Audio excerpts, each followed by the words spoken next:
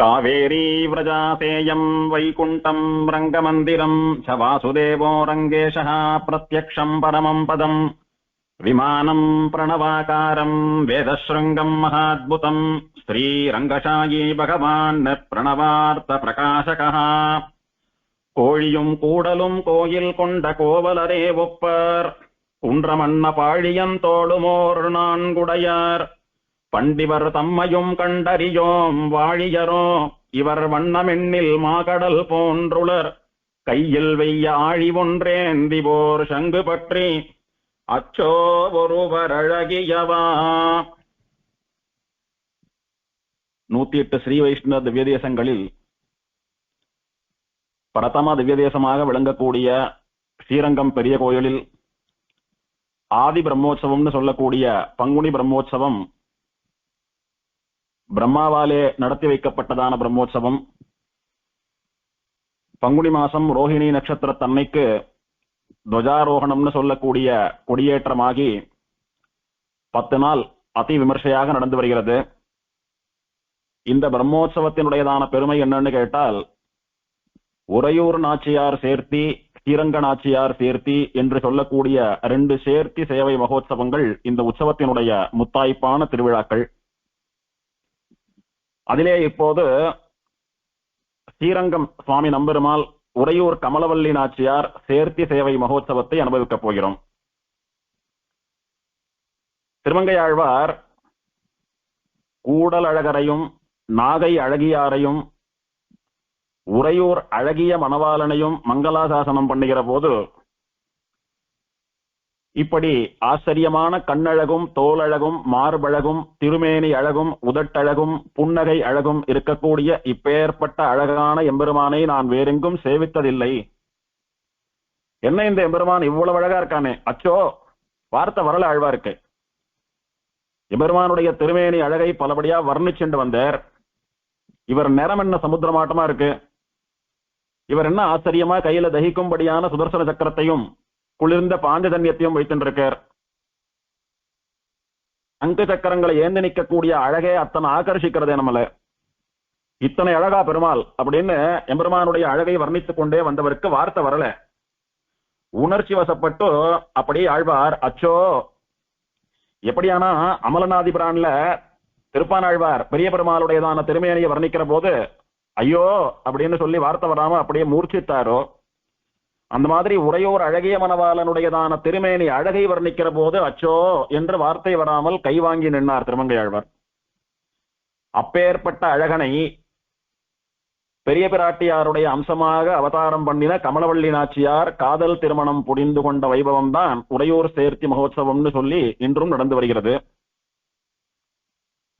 இத்தகைய பேரழகோடு கூட எம்பெருமான் கமலவள்ளி நாச்சியாரோட திரு கல்யாண கோலத்திலே சேவை சாதிக்கக்கூடியதான உறையூரில் தாயார் எப்படி அவதாரம் பண்ணி எப்படி வளர்ந்து எப்படி எம்பெருமானை திருமணம் செய்து கொண்டால் எதற்காக இந்த சேர்த்தி சேவை மகோத்சவம் நடக்கிறதுன்னு இன்னைக்கு அனுபவிக்க போறோம். சோழ மன்னர்களுடைய ராஜ்யத்திலே உறையூர்னு சொல்லக்கூடிய இந்த திவ்யதேசம் சோழ தேசத்தினுடைய தலைநகராக இருந்தது. அரண்மனைகள் கோட்டைகள் என்று அதி விசேஷமாக இருக்கப்பட்டதான ஒரு திவ்யதேசம் அது. எம்பெருமான் ஸ்ரீரங்கநாதன் திருப்பார்கடலிலே சயனித்துக் கொண்டிருக்கக்கூடிய க்ஷீராப்திநாதனாலே பிரம்மாவுக்கு அனுகிரகிக்கப்பட்டு திருப்பார்கடலிலிருந்து பிரணவாகார விமானத்தோட கூட அர்ச்சாவதாரமாக ஆவிர்பவித்தான். அந்த பிரணவாகார விமானத்திலே சயனித்துக் கொண்டிருக்கக்கூடிய பெருமாள் இப்போ ஸ்ரீரங்கத்தில் சயனிச்சுருக்காரு அதே பெருமாள், அவருக்கு ஜெகநாதன் திருநாமம். அப்போது அந்த ஜெகநாதன் என்று சொல்கிற திருநாமத்தோட கூட ரங்க விமானம்னு சொல்லக்கூடிய பிரணவாகார விமானத்தோடு கூட திருப்பார்கடலிலிருந்து எம்பெருமான் ஆவிர்பவிக்க அவரை பிரம்மா சத்தியலோகத்திலே பல காலங்கள் வைத்துக் கொண்டு தன்னுடைய கையாலே திருவாராதனம் பண்ணிட்டு வந்தான். அப்படி திருவாராதனம் பண்ணிட்டு வந்தவனை சக்கரவர்த்தி திருமகன் ஸ்ரீராமனுடைய பூர்வரான இக்ஷ்வாகு மகாராஜா பிரார்த்திச்சு வாங்கிவிட்டார். பிரம்மா இக்ஷ்வாகு மகாராஜாவுக்கு ரங்க விமானத்தோடு கூட பெரிய பெருமாளையும் எழுந்தருள பண்ணி கொடுத்தான். அதுல இருந்து இக்ஷ்வாகு குலத்தினுடைய குலதனமாக குல தெய்வமாக ஆத்து பெருமாளாக ஜெகநாதன் பெரிய பெருமாள் இருந்துட்டு வந்தார். இக்ஷ்வாகு மகாராஜாவாலும் அவருடைய சந்ததிகளான வம்சத்து மற்ற அரசர்களாலும் தொடர்ந்து பக்தி ஸ்ரத்தையோட கூட ஆராதனம் பண்ணப்பட்ட வந்தான் ஜெகநாதன். இத சுவாமி தேசிகன் சாதிக்கிறச்ச அம்புயத்தோன் அயோத்தி மன்னருக்கு அளித்த கோயில் அப்படின்னு சாதிக்கிறார். அம்புயத்தோன் அப்படின்னா தாமரையிலிருந்து தோன்றிய பிரம்மா. அவன் அயோத்தி ராஜாக்களான இக்ஷ்வாகு வம்சத்தவர்களுக்கு கொடுக்கப்பட்ட பெருமாள் அப்படின்னு சுவாமி தேசிகன் இதை காட்டி கொடுக்கிறார். அதன் பிறகு அந்த இக்ஷ்வாகு வம்சத்திலே அவதரித்த எம்பெருமானுடைய பூர்ணாவதாரமான சக்கரவர்த்தி திருமகன் ஸ்ரீராமன் சீதா பிராட்டியோடு கூட தன்னுடைய திருக்கரங்களாலே ஆச்சரியமாக திருவாராதனம் பண்ணிட்டு வந்தான். இதையும் சுவாமி தேசிகன் காட்டி கொடுக்கிறார். தோளாத தனிவீரன் தொழுத கோயில். எந்த ஒரு துணையும் இல்லாமல் எந்த ஒரு ஆயுதமும் இல்லாமல் கரதூஷண வதத்தின் போது 14,000 ராட்சசர்களை கேவலம் இவன் ஒருத்தனே எதிர்த்து நின்று சண்டை போட்டானே, அப்பேற்பட்ட மகாவீரன். யுத்தத்தை பார்த்து அப்படி படையா திரண்டு வரக்கூடிய வீரர்களை பார்த்து ஆயுதங்களை பார்த்தெல்லாம் பின்வாங்கிடாத வீரம் படைத்தவன். அப்படி தோளாத துவண்டு போவாத தனி வீரன். அந்த சக்கரவர்த்தி திருமகனான ஸ்ரீராமனாலே திருவாராதனம் பண்ணப்பட்ட பெருமாள். அதனாலே தோளாத தனிவீரன் தொழுத கோயில். அந்த சக்கரவர்த்தி திருமகனான ஸ்ரீராமனாலே விபீஷணாழ்வானுக்கு அனுகிரகிக்கப்பட்ட பெருமாள். பிரம்மா இக்ஷ்வாகு மகாராஜாவுக்கு கொடுக்க இக்ஷ்வாகு மகாராஜா பரம்பரையா ஆராதனம் பண்ணிட்டு வர கடைசியில ஸ்ரீராமன் ஆராதனம் பண்ணி ஸ்ரீராமனை பிரார்த்திச்சு விபீஷணாழ்வான் வாங்கிட்டு போயிட்டான் பெருமாள். அதையும் சுவாமி தேசிகன் சாதிக்கிறார். துணையான வீடனர்க்கு துணையான் கோயில். விபீஷணன் தன்னுடைய ஊரான லங்கைக்கு ரங்க விமானத்தை தோளிலே வைத்துக் கொண்டு பெருமாளை சுமந்து கொண்டு போகிற போது காவேரி மத்தியத்திலே ஸ்ரீரங்கத்திலே சந்திர புஷ்கரணியினுடைய கரையிலே தீர்த்தாமாடிட்டு மாத்தியான்னிக அனுஷ்டானம் பண்ணலாம்னு சொன்னவன் காவேரி புலினம்னு சொல்லக்கூடிய மணல் மேட்டிலே வைத்தான். பெருமாள் அங்கேயே எழுந்தருள் இருக்கக்கூடியதான திருவுள்ள சங்கல்பத்தினாலே அன்னையிலிருந்து இன்னைக்கு வரைக்கும் பெருமாள் அங்கேயே எழுந்தருள் இருக்கிறார் அப்படின்னு சொல்லக்கூடியது சுருக்கமான சரித்திரம். அப்படி எழுந்தருளின பெருமாள் உரை தலைநகராக கொண்டு ராஜ்யம் பண்ணி கொண்டு வந்த தர்மவர்மான்னு சொல்லக்கூடிய சோழ ராஜாவாலே பக்தி ஸ்ரத்தையோடு கூட ஆராதிக்கப்பட்டான். சத்தியலோகத்துல இருக்கிற வரைக்கும் பிரம்மா ஆராதிச்சான். அயோத்தியால இருக்கிற வரைக்கும் இக்ஷ்வாகுல இருந்து ஸ்ரீராமன் வரைக்கும் ஆராதிச்சா. விபீஷணன் லங்கைக்கு ஏழை பண்ணிட்டு போய் ஆராதனம் பண்ணணும்னு பார்த்தான். பகவானுடைய சங்கல்பம் ஸ்ரீரங்கத்தில இருந்து பல அடியவர்களுக்கும் அனுகிரகம் பண்ண வேண்டும் என்று இருக்கிறபடினாலே இந்த சோழராஜாவான தர்மவர்மா இந்த எம்பெருமான் மேல தீராத ஒரு ஆசை கொண்டிருந்தான். தன் ஊருக்கு அந்த எம்பெருமான் எழுந்தருள வேணும். எப்படியானா தசரத சக்கரவர்த்தியினுடைய அரண்மனையிலே பெருமாள் எழுந்தருள் இருந்து அவெல்லாம் ஆராதிக்கிறாளோ அந்த மாதிரி தாம் பெரிய பெருமாள் ஆராதிக்கணும், நம்ம ஊர்ல பெரிய பெருமாள் இருக்கணும்னு ரொம்ப ஆசை தர்மவர்மாவுக்கு. அதுக்காக தபஸெல்லாம் கூட பண்ணினான் தர்மவர்மா. அது என்ன அப்படின்னா, தர்மவர்மான்னு சொல்லக்கூடியவன் ஒரு பெரிய சோழ மன்னன், புஜபல பராக்கிரமம் மிக்க சக்கரவர்த்தி, தசரதருடைய நெருங்கிய நண்பன். தசரதர் புத்திரகாமேஷ்டி யாகம் பண்ணுகிற போது, அதாவது ஸ்ரீராமாதிகள்லாம் அவதாரம் பண்றதுக்கு முன்னால புத்திரகாமேஷ்டி யாகம் பண்ணினாரு ரிஷிஸ்ருங்கரை கொண்டு. அப்போ பெரிய பெரிய ராஜாக்கள் தன்னுடைய அந்தஸ்துக்கு சமானமானவா தன்னுடைய ஆத்ம நண்பர்கள் இவாளை எல்லாம் யாகத்துக்கு வர சொல்லி பிரார்த்திச்சிருந்தார் தசரதர். எல்லாருக்கும் பத்திரிகை அனுப்பினார். தசரதர் பண்ணின புத்திரகாமேஷ்டி யாகத்துக்கு இந்த தர்மவர்மாவும் உறையூர்ல இருந்து புறப்பட்டு அயோத்தியாவுக்கு போய் சேவித்து அங்க தங்கி யாகம் முடிகிற வரைக்கும் இருந்துட்டு வந்தார். அப்போ எல்லாரையும் அழிச்சுட்டு போய் இவர் தான் எங்க ஆத்து பெருமாள், இவர் தான் எங்க குலதெய்வம், நன்னா சேவிச்சுக்கோங்கன்னு தசரத மகாராஜா இப்போ ஸ்ரீரங்கத்துல சேவிச்சுட்டு இருக்கிற பெரிய பெருமாளை ஜெகநாதனை சேவை பண்ணி வச்சார். எல்லாரும் சேவிச்சா பெருமாளுடைய பிரசாதத்தை வாங்கிட்டு வந்துட்டா. தர்மவர்மான்னு சொல்லக்கூடிய இந்த சோழராஜாவுக்கு மட்டும் எப்படியாவது இந்த பெருமாள் நம்ம ஆத்துக்கு, நம்ம அரண்மனைக்கு, நம்ம ஊருக்கு வந்துடணும், நாம இந்த பெருமாளை தினம் சேவிக்கணும்னு சொல்லக்கூடியதான ஆசை வந்துடுச்சு. அந்த ஆசையை அப்போதே தசரதர் கிட்ட கேட்கவும் கேட்டுட்டார் அவர். சுவாமி, உங்களுடைய சொத்தாக இருக்கக்கூடிய இந்த பெருமாளை ஜெகநாதனை இந்த ரங்க விமானத்தோட கூட எனக்கு அனுகிரகிக்கணும். எங்க ஊர்ல ஏழை பண்ணி நாங்கெல்லாம் இந்த எம்பெருமானை சேவிச்சு ஆராதனம் பண்ணணும்னு ஆசைப்படுறேன் அப்படின்னு கல்லங்கப்படம் இல்லாம கேட்டுட்டார். தசரதர் சொன்னார், எங்களுடைய பூர்வர் இக்ஷ்வாகு மகாராஜாவாலே பிரம்மதேவனிடத்திலே தபஸ் பண்ணி பெறப்பட்ட பெருமாள், எங்களுடைய பெரியவாள்லாம் தலைமுறையா தொடர்ந்து ஆராதனை பண்ணிட்டு இருக்கிற பெருமாள், எனக்கு அப்புறம் வரப்போற சந்ததிகளுக்கும் இவர் சொந்தமான குலதெய்வம். இன்னொன்னு சொன்னங்களே, உன்னுடைய சொத்தான இந்த பெருமாளை எனக்கு கொடுத்துடுவோன்னு கேட்டங்களே, அது தப்பு. அவன் என்னுடைய சொத்தல்ல, நான் தான் அவனுடைய சொத்து. நான் அவனாலே ரட்சிக்கப்பட வேண்டியவன். அவனிடத்துல சரணாகதி பண்ணி அவனுடைய சொத்தா, அவனுக்கு அடிமையா, அவனுக்கு கைங்கரியம் பண்ணிட்டு இருக்கேனே ஒழிய அவன் எனக்கு சொத்தல்ல, நான் தான் அவனுக்கு சொத்து. உமக்கு வேணும்னா தசரதன் வேணும்னா வாங்கிட்டு போங்க பெருமாளை கேட்டு. ஏன்னா தசரதன் பெருமாளுடைய சொத்து. உங்க சொத்தான தசரதனை என்னோட அனுப்புங்கன்னு சொல்லுங்க. சொத்துக்கு சொந்தக்காரனான பெருமாள் திருவுள்ளம்பத்தி அனுப்பினா நான் உங்களோட வரேன். ஆனா பெருமாளை உங்களுக்கு கொடுக்கக்கூடியதான அதிகாரம் எனக்கு இல்ல. அதுவும் இல்லாமல் என் பின்னால வர அத்தனை சந்ததிகளுக்கும் சொந்தமான பெருமாளை நான் ஒருத்தனே எப்படி உங்களுக்கு முடிவு பண்ணி தூக்கி கொடுத்துட முடியும்? அதனால மன்னிச்சுடுங்கன்னு சொல்லி தசரதர் மறுத்துட்டார். இருந்தாலும் தர்மவர்மாவுக்கு எப்படியான பெரிய பெருமாள் ஊருக்கு வந்துடணும், நித்தியம் சேவிக்கணும்ன்ற ஆசை ரொம்ப மிகுந்துண்டே வந்தது. ஒரு சங்கல்பம் பண்ணிட்டார். இதே எம்பெருமான் அவனே மனசு வைத்து அவனாகவே என் ஊருக்கு காவிரி கரைக்கு எழுந்தருளி அங்க சேவை சாதிப்பான், அது வரைக்கும் நான் ஓய மாட்டேன் அப்படின்னு ஒரு விரதம் வச்சுண்டு ஒரு உறுதிமொழி எடுத்துண்டு விசேஷமான தபஸ் பண்ணிட்டு வந்தார். எங்க அப்படின்னா காவேரி கரையிலே, ஸ்ரீரங்கத்துக்கு அருகே இருக்கக்கூடியதான உறையூரிலே காவேரி கரையிலே தீவிரமான தபஸ் பண்ணிட்டு இருந்தார். இதுக்கிடையில தசரதர் புத்திரகாமேஷ்டி யாகம் பண்ணி ஆமடியாள்கள்லாம் கருவுற்று ஸ்ரீராமாதிகள்லாம் அவதாரம் பண்ணி எவ்வளவோ நடந்துடுச்சு. இவர் இன்னும் தபஸ் பண்ணிட்டு இருக்கார்.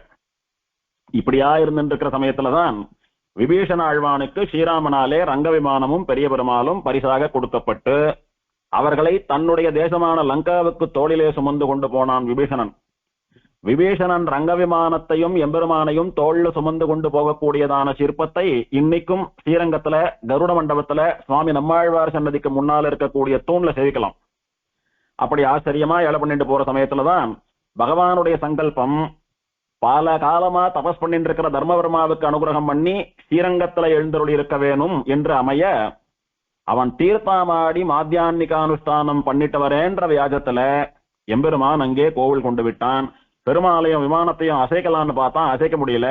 பகவானுடையதான சங்கல்பம் அப்படி இருந்தால் பக்தனா அடியவனா இருக்கக்கூடிய நான் என்ன சொல்லிவிட முடியும்? அதனால பகவத் கடாட்சம் அப்படியே ஆகட்டும். ஆனா எம்பெருமானே உன்னுடைய அனுகிரகம் எனக்கும் வேணும் அப்படின்னு பிரார்த்திச்சதுனால கவலைப்படாத, உன் ஊரான இலங்கையை நோக்கி கடாட்சிப்பது போல நான் சயனித்துக் கொள்கிறேன் அப்படின்னு பெருமாள் அவனுக்கு வரப்பிரதானம் பண்ண, அன்னைக்கு உபய காவேரி மத்தியே வடதிருக்காவிரின்னு சொல்லக்கூடிய கொள்ளிடத்துக்கும் தென் திருக்காவிரின்னு சொல்லக்கூடியதான காவிரிக்கும் இடையே மணல் மேட்டிலே எம்பெருமான் சயனித்துக் கொண்டான். ரங்கம் அப்படின்னா மேடை, ரெண்டு பக்கமும் ஆறு ஓடுறது, நடுவுல தீவு, திட்டு, மணல் மேடு, புலினம்னு சொல்லக்கூடிய மேடை. அந்த மேடைக்கு சம்ஸ்கிருதத்திலே ரங்கம்னு பேரு. அந்த ரங்கம் தான் எம்பெருமான் பெரிய பிராட்டியாரோடு கூட நித்தியவாசம் பண்ணுகிறபடியினாலே ஸ்ரீரங்கம், ஸ்ரீயோடு கூட எம்பெருமான் வாசம் பண்ணக்கூடியதான க்ஷேத்திரம் என்று ஸ்ரீரங்கம் என்று வழங்கப்பட்டது. விமானத்துக்கும் ஸ்ரீரங்க விமானம், பெருமாளுக்கு ஸ்ரீரங்கநாதன், திருவரங்க நகருக்கு தலைவனான எம்பெருமான் அப்படின்ற திருநாமம் வந்தது. ஆச்சரியமா தர்மவர்மா ரொம்ப தீவிரமா தபஸ் பண்ணிட்டு இருக்காரு. அந்த சமயத்துல விபீஷணன் தோல்ல விமானத்தோடு கூட பெருமாளை எழுந்துருள பண்ணிட்டாங்க. வரச்ச எப்படியான எம்பெருமானை பெற்றுவிட வேண்டும் என்று தபஸ் பண்ணி கொண்டிருந்தானே தர்மவர்மா, அவனுக்கு திடீர்னு விழிப்பு கண்ணை திறந்து பார்த்தா விபீஷணன் தோல்ல ரங்க விமானத்தோடு கூட பெருமாளோடு கூட நிக்கிறான். தர்மவர்மா புரிஞ்சுட்டார், நம்ம தபஸ் பலிச்சுடுத்து, பெருமாள் நமக்கு அனுகிரகம் பண்ணக்கூடியதான காலம் வந்துடுத்து. ஆகையினால விபீஷணன் மூலமா பெருமாள் இங்க சேர்ந்திருக்கார். இனி பெருமாள் யார் கூட்டாலும் இந்த இடத்தை விட்டு போக மாட்டார்னு மகாபாகவதரான தர்மவர்மாவுக்கு தெரிஞ்சுடுத்து. இப்படி ஆச்சரியமா விபீஷணனாலே ஸ்ரீரங்கத்துக்கு எழுந்தருளி விபீஷணனை அனுகிரகிப்பதற்காக அவனுடைய தேசமான லங்கையை கட்டாட்சித்துக் கொண்டு பெருமாள் சேனித்துக் கொண்டிருக்கிறாரே, அதை இந்த ரங்கநாதனுடைய மாமனாரான பெரியாழ்வார் சாதிக்கிறார். தன்னடியார் திறத்தகத்து தாமரையாளாகிலும் சிதகுரைக்கு மேல் என்னடியார் அது செய்யார் செய்தாரேல் நன்று செய்தார் என்பர் போலும் மண்ணுடைய விபீடனர்க்காய் மதில் இலங்கை திசை நோக்கி மலர்கண் வைத்த என்னுடைய திருவரங்கற்கு அன்றியும் மற்றொருவர்க்கு ஆளாவரே. விபீஷணனுக்காக இலங்கை திசை நோக்கி திருக்கண்களை மலர விழித்து கட்டாட்சித்துக் கொண்டு சேனித்துக் கொண்டிருக்கக்கூடிய பெருமாள் அப்படின்னு ஸ்ரீரங்கநாதனுக்கு மங்களாதாசனம் பண்ணினர். தொண்டரடிப்பொடி ஆழ்வாரும் கூட குடதிசை முடியை வைத்து குணதிசை பாதம் நீட்டி வடதிசை பின்பு காட்டி தென் திசை இலங்கை நோக்கி கடல் நிற கடவுளெந்தை அரவணை துயிலுமா கண்டு உடல் எனக்கு உருகுமாலோ என் செய்கேன் உலகத்தீரே. என்ன ஆச்சரியமா ரெண்டு காவேரிக்கும் நடுவுல பெருமாள் சேனிச்சுட்டு இருக்கான். அவன் மேற்கே தலையை வச்சுருக்கான், கிழக்க திருவடியை நீட்டின் இருக்கான், வடக்க முதுகு காட்டின் இருக்கான், தெற்கே தன்னுடைய அருள் பார்வை, அருள் கடாட்சம் அதை விபீஷணனுக்காக அனுகிரகித்துக் கொண்டு லங்கையை நோக்கி சயனித்துக் கொண்டிருக்கிறான் எம்பெருமான் ஸ்ரீரங்கநாதன். இப்படி ஆச்சரியமா அவன் திருவனந்தாழ்வான் பேர்ல சயனித்துக் கொண்டிருக்க கூடியதான அந்த அழகை சேவிக்கிற போது உடம்பெல்லாம் எனக்கு அப்படியே உருகி போறது, மனசெல்லாம் என்னமோ பண்றது, நான் என்ன பண்ணுவேன் அப்படின்னு தொண்டரடிப்பொடிகளும் உருகினார். அப்பேற்பட்ட பேரழகனாக பெரிய பெருமாள் சயனித்துக் கொண்டிருக்கிறான்.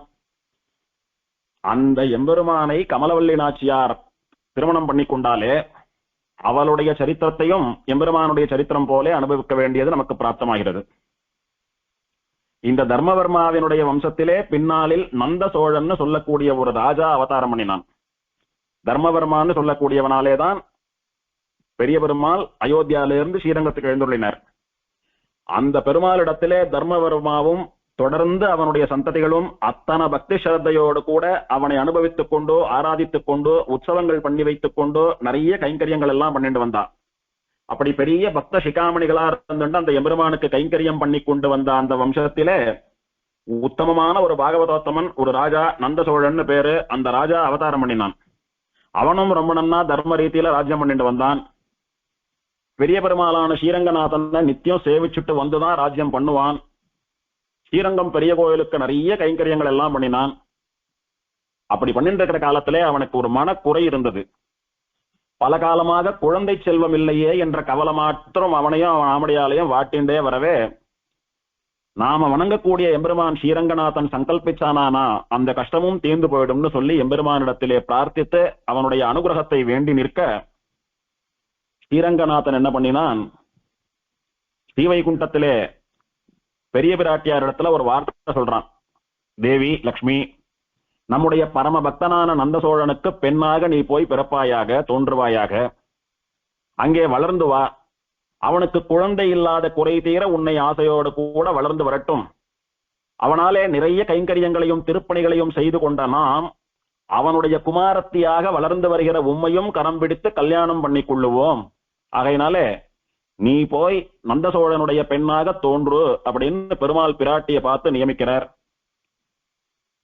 இந்த பல காலம் தபஸ் பண்ணி கொண்டு பெருமாளை பிரார்த்திச்சுண்டு வந்த நந்த சோழனுடைய பிரார்த்தனைக்கு இறங்கின பெருமாள் பிராட்டியை அனுப்ப, பிராட்டியானவள் ஒரு நாள் நந்த சோழன் காவிரி கரையிலே இருக்கக்கூடிய ஒரு ஓடத்தின் அருகே நடந்து கொண்டிருக்கிற போது ஆச்சரியமான ஒரு நீரோடை, அந்த ஓடையிலே விசேஷமான தாமரை புஷ்பங்கள்லாம் சமுர்த்தியா பூத்திருக்கு. அதிலே சகஸ்திரதல பத்மம்னு சொல்லக்கூடியதான ஒரு 1000 இதழ் தாமரை பூ விசேஷமாக பூத்திருந்தது. அதுல ஆச்சரியமா சாட்சாத் பார்த்தாலே லக்ஷ்மின்னு சொல்லக்கூடிய அளவுக்கு ஒரு தேஜோ விசிஷ்டமா கண்கள்லாம் அப்படி தேஜஸ் பிரகாசிக்க ஒரு தெய்வ குழந்தையாக அப்படியே சிரிச்சுண்டு கைய கால உதச்சுண்டு தாயார் அவதாரம் பண்ணினான் அந்த 1000 இதழ் தாமரைன்னு சொல்லக்கூடிய சகஸ்திரதல பத்மத்திலே. இந்த நந்த சோழன் பார்த்தான், எம்பெருமான் ஸ்ரீரங்கநாதன் நமக்கு அனுகிரகிச்சுட்டான்.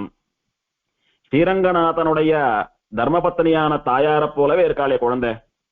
குழந்தைய பார்த்தா லட்சுமியினுடைய சுரூபமா, சாட்சாத் ஸ்ரீரங்கநாச்சியார் பெரிய பிராட்டியாரே வந்து குழந்தையா அவதாரம் பண்ணினது போல இருக்கிறது, என்னே நாம் செய்த பாக்கியம் அப்படின்னு ஆசையா வேட்டைக்கு போன இடத்துல தாமரை ஓடையிலே கிடந்த குழந்தையை கையிலே எடுத்துக்கொண்டு வேட்டைக்கு போறதெல்லாம் மறந்துட்டு உடனே அரண்மனைக்கு போய் தன்னுடைய தர்மபத்னியின் கையில கொடுத்தான். 2 பேருமா சேர்ந்து கமல மலரில் தோன்றிய குழந்தையானபடியினாலே கமலவல்லி, குழந்தை நன்னா வளைஞ்சு நெளிஞ்சு கொடி போல அழகா இருந்தது. அதை பார்த்துட்டு கமலத்தில் தோன்றிய கொடி என்கிற அர்த்தத்திலே கமலவல்லி ஸ்ரீ வாசலட்சுமி அப்படின்னு குழந்தைக்கு பேர் சூட்டி ஆச்சரியமான அன்போடே கூட 4 மேனியும் பொழுதொரு வண்ணனுமா வளர்த்துண்டு வந்தா. பெரியாழ்வார் ஆண்டால சொல்ற போது, ஒரு மகள் தன்னை உடையேன் உலகம் நிறைந்த புகழால் திருமகள் போல வளர்த்தேன். எனக்கு ஒரே பொண்ணுதான், அதனால உலகத்திலே புகழ் பெறும்படியா என்ன இந்த குழந்தை இந்த சின்ன வயசுலயே இத்தனை பக்தியா இருக்கு, பாசுரம் எல்லாம் பாடுறதே, ஆழ்வார்களுக்கு சமானமான ஒரு அனுபவம் இந்த குழந்தைக்கு இப்பவே வந்துடுத்தேன்னு சொல்லும்படியா பெரிய பிராட்டியாரான லட்சுமி தேவி ஆட்டமா வளர்த்தேன்னு சொல்றார் பெரியாழ்வார். சுவாமி பெரியாழ்வார் ஏழ பிராமணராச்சே, அவர் எப்படி லட்சுமி ஆட்டம் வளர்க்க முடியும்னா, எம்பெருமானை சதா சர்வகாலமும் நினைத்து கொண்டு கல்யாணம் பண்ணிக்கொண்டால் அவனைத்தான் பண்ணிக்கொள்வேன் என்று சொல்லக்கூடியதான அந்த பக்தியிலும் நெருக்கத்திலும் லட்சுமியை போல வளர்த்தேன். என்ன இல்லாதப்பட்டவாளா இருந்தாலும் பெருமாள் பிராட்டி அவா சக்திக்கு ஏத்த மாதிரி ஆராதிக்கிறாளோ இல்லையோ, அப்படி எல்லாராலும் ஆராதிக்கப்படுகிற லட்சுமியாகத்தான் என்னுடைய குழந்தையான ஆண்டாள நான் வளர்த்துட்டு வந்தேன்னு பெரியாழ்வார் சாதிச்சார். அதே போல நந்த சோழனும் அவனுடைய தர்மபத்னியும் கமலவள்ளி நாச்சியாரை சாட்சாத் திருமகள் லட்சுமி தேவி ஸ்ரீரங்க நாச்சியாரே குழந்தையா வந்து பிறந்திருக்கா அப்படின்னு சொல்லி பெரிய பிராட்டியாராட்டுமா லட்சுமி தேவி ஆட்டுமா எம்பெருமானுடைய தர்மபத்னி ஆட்டுமா இந்த உலகத்துக்கே சக்கரவர்த்தினியா வளர்த்துண்டு வந்தா. அப்படி வளர்ந்துண்டு வந்த கமலவள்ளிக்கு திருமண பருவம் வந்தது, கல்யாணம் பண்ணி கொள்ளக்கூடிய வயசு வந்தது. அந்த சமயத்திலே கமலவள்ளி நாச்சியார் தன் தோழிகளோடு கூட காவிரி கரையில் தோப்புகளில் வனங்களில் விளையாடி கொண்டு வந்தால், அப்படி விளையாடுகிறதான ஒரு சமயத்திலே அங்கே பலாசவனம்னு சொல்லக்கூடியதான ஒரு வனம் உண்டு. அந்த பலாசவனம்னு சொல்லக்கூடியது பலாச மரங்களை பலாச புஷ்பங்களை உடையது. இந்த பலாச மரத்தினுடையதான பூங்கொத்துக்கள் எல்லாம் செம்மஞ்சள் நிறம், சிவப்பும் மஞ்சளும் கலந்த நிறத்திலே இருந்து அந்த கோடை காலத்திலே பார்ப்பதற்கு ரொம்ப ஆச்சரியமா அழகாக இருக்கக்கூடியதான ஒரு சன்னிவேசம். அப்படி புரசமரம்னு சொல்லக்கூடிய அந்த பலாசமரங்கள் அடர்ந்து வளர்ந்திருக்கக்கூடியதான பலாசவனத்திலே தோழிமார்களோடு கூட பூப்பறித்துக் கொண்டு ஒருவர் மேலே ஒருவர் ஜலத்தையும் புஷ்பங்களையும் வாரி இறைத்துக் கொண்டு விளையாடி கொண்டிருக்கிறார்கள் கமலவள்ளியும் அவளுடைய தோழிகளும். இப்படியா கமலவல்லி ஒரு இளவரசியா நந்தவனங்கள்ல பூப்பறித்துக் கொண்டு விளையாடி கொண்டு வருகிற காலத்திலே அப்படியே ஸ்ரீரங்கத்துக்கு வந்தோமானா ஸ்ரீரங்கத்துல ஒரு காட்சி நடக்கிறது. என்ன காட்சின்னா, பிரம்மா சத்தியலோகத்துல இருக்கிறச்சேயே பெருமாளுக்கு பங்குனி மாசத்துல பிரம்மோற்சவம் பண்ணி வச்சுட்டு இருந்தான். பெருமாள் அப்படி அயோத்திக்கு வந்தார். அப்புறம் உற்சவம் அங்க நடந்தது. பெருமாள் எங்க போனாலும் பண்ணிட்டு இருந்த உற்சவத்தை விடக்கூடாதுன்றதுக்காக ஸ்ரீரங்கத்துக்கும் வந்து உற்சவம் பண்ணுவோன்னு பிரம்மாவினுடையதான சங்கல்பம். பிரம்மா ஸ்ரீரங்கத்துக்கு வந்து சந்திரபுஷ்கரணியில தீர்த்தமாடி பெரிய பெருமாளை சேவிச்சு பிரார்த்திச்சான். சுவாமி, உன்னுடைய கட்டளையினாலே இந்த உலகத்தை நான் படைத்தேனே, இந்த உலகத்தினுடைய இந்த லோக ஜனங்களுடைய க்ஷேமத்துக்காக நீ இந்த உத்தமமான பங்குனி மாசத்திலே பிரம்மோற்சவம் கண்டுருள வேணும். நீ பிரம்மோற்சவம் பண்ணிக்கணும். உன்னுடைய உற்சவங்கள் நடக்கிறது எதுக்காகன்னா லோகத்துல இருக்கக்கூடிய ஜனங்களுடைய க்ஷேமத்துக்காக. அதனால ஸ்ரீரங்கத்துல எழுந்தருள் இருக்கக்கூடிய நீ உற்சவம் பண்ணிக்கணும், அதுக்கு அனுகிரகிக்கணும்னு பிரம்மா பிரார்த்திக்க பெருமாள் அப்படி யோசிச்சார். பிரம்மா மேல பேசட்டோன்னு பிரம்மா மேல சொன்னான், நீ பிரம்மோற்சவம் கண்டருள்றது மட்டும் இல்ல, சோழ ராஜாவினுடைய தபஸினாலே லக்ஷ்மி பிராட்டி கமலவள்ளி என்கிற பெயரிலே பிறந்திருக்கிறாள். லக்ஷ்மி தேவியின் அம்சமான அந்த பெண்ணை நீர் மணக்க வேணும். பிராட்டியை எந்த பெயரோடு என்ன அவதாரம் பண்ணினாலும் கைபிடித்து திருமணம் செய்து கொள்ளக்கூடியதான தகுதி அதிகாரம் உமக்கு மட்டுமே உண்டு. கமலவல்லி சாட்சாத் பெரிய பிராட்டியாருடைய அவதாரம், அவளை திருமணம் செய்து கொள்ள வேணும்.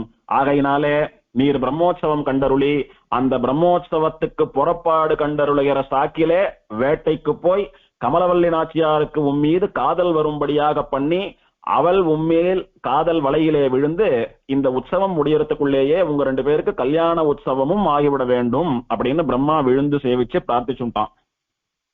சரி, அப்படியே ஆறுது, நீ உற்சவ காரியங்கள் எல்லாம் பாரு அப்படின்னு பெருமாள் பிரம்மாவுக்கு அனுகிரகம் பண்ணி நியமனம் கொடுத்தார். பெருமாளுடையதான உத்தரவை பெற்றுட்டான் பிரம்மா. பிரம்மாவோடு கூட மற்ற தேவர்கள் எல்லாமும் வந்திருந்தா.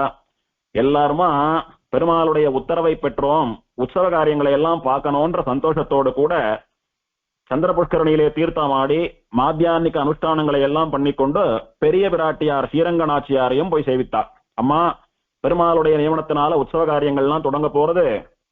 உற்சவத்துக்கு நடுவிலே தங்களுடைய திருநக்ஷத்திரமும் தங்களுடைய கல்யாண நாளும் வரப்போறது. அன்னைக்கு பெருமாள் உங்க சன்னதிக்கு எழுந்தருளி உங்களோட கூட சேர்த்து சேவை சாதிக்க போறார். அதனால அந்த விஷயத்த உங்களிடத்துல சொன்னா நீங்க சந்தோஷப்படுவீங்கன்னு விஞ்ஞாபிக்கிறோம்னு விழுந்து தாயாரையும் சேவிச்சு பிரார்த்திச்சுட்டு உற்சவ காரியங்களை பண்ண ஆரம்பித்தா. பிரம்மான்னு சொல்லக்கூடியவன் அந்த உற்சவத்தை பண்ணி வைக்கிறதுன்னு சொன்னால் அவன் ஒரு யாகம் பண்ணக்கூடிய எஜமானனை போல எல்லா ஏற்பாடும் முன்ன நின்று அவன் தான் பண்ணணும், அவன் தான் பொறுப்பு. ஆனா யாகம் யார் பண்ணி வைக்கணும்? ரித்விக்காக இருக்கக்கூடிய பிராமணோத்தமர் பண்ணி வைக்கணும். அந்த மாதிரி ராஜாவான உன் உற்சவ ஏற்பாடுகளை எல்லாம் பண்ணாலும் கூட யார் உற்சவத்தை நடத்தி வைப்பா? அர்ச்சகா, சன்னதி புரோஹிதா பண்ணி வைப்பா. அந்த மாதிரி பெருமாளுக்கு எல்லாமாக இருந்து கொண்டு பெருமாளுடையதான பௌரோஹித்ய கைங்கரியங்களை எல்லாம் பண்ணக்கூடியவர் விஸ்வக்சேனர்.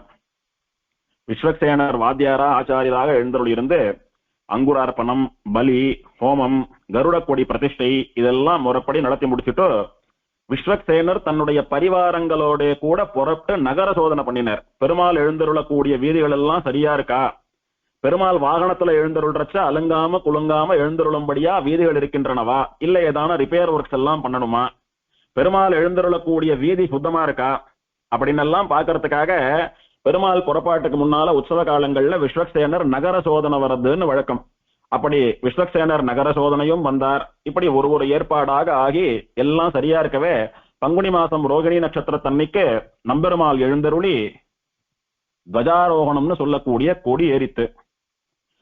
கிரமப்படி கார்த்தால வாகனம் கார்த்தாலே, சாயங்கால வாகனம் சாயங்காலம்னு உற்சவம் தொடர்ந்து நடந்துட்டு வர்றது. இப்படியான சமயத்திலே 3ஆம் நாள் உற்சவத்தன்னைக்கு நம்பெருமாள் ஆச்சரியமா பல்லக்கில புறப்பாடு கண்டருளி ஜீயர்புரம் எழுந்தருள்றார். இந்த ஜீயர்புரம் இருக்கு பாருங்கோ, அதுக்குதான் பலாசவனம் அப்படின்னு ஸ்ரீரங்க மகாத்மியத்திலே ஸ்தலபுராணத்திலே சொல்லப்பட்டிருக்கு. அப்போது பலாசவனமாக இருந்த ஊர் தான் இப்போது ஜீயபுரம்னு சொல்லக்கூடியதான ஊராக இருக்கிறது. அங்கு ஒரு பக்தைக்காகவோ பெருமாள் எழுந்தருள்ளது அப்படின்றதெல்லாம் பின்னால வந்த விஷயம். அதுக்கு முன்னாலே அந்த பலாசவனத்துல பிராட்டியானவள் தோழிமார்களோடு கூட பூ பறித்து கொண்டிருக்க, அங்கு போய் பிராட்டிக்கு காதல் விளைவித்து பிராட்டியை கரம் பற்ற வேணும்னு பெருமாள் புறப்படுறார். அதுதான் பிரம்மாவினுடையதான பிரார்த்தனை. எல்லார் கண்ணுக்கும் பல்லக்கில பெருமாள் எழுந்தருள்றாப்புல தெரியறது. கமலவல்லி பூ பறிச்சென்றிருக்கிறச்ச அந்த பலாசவனத்துக்கு அருகே பெருமாள் போறேரே, அப்போ அவ கண்ணுக்கு மாத்திரம் ஆச்சரியமான ஒரு குதிரை மேல ஒரு அழகான இளைஞன் இளவரசன் வருவது போல தெரிகிறது. எல்லோருக்கும் அர்ச்சாவதாரமா சுவாமி நம்பெருமாளாக சேவை சாதிக்கிறவர். கமலவல்லி நாச்சியாருக்கு மட்டும் விபவாவதாரமா ஒரு ராமனை போல ஒரு கண்ணனை போல அதி சுந்தரனா அழகான இளவரசனாக சேவை சாதிக்கிறான். அப்படி ஸ்ரீரங்கநாதன் குதிரை மேல ஏறி பலாசவனத்திலே வேட்டைக்கு வந்தது போல போறான்.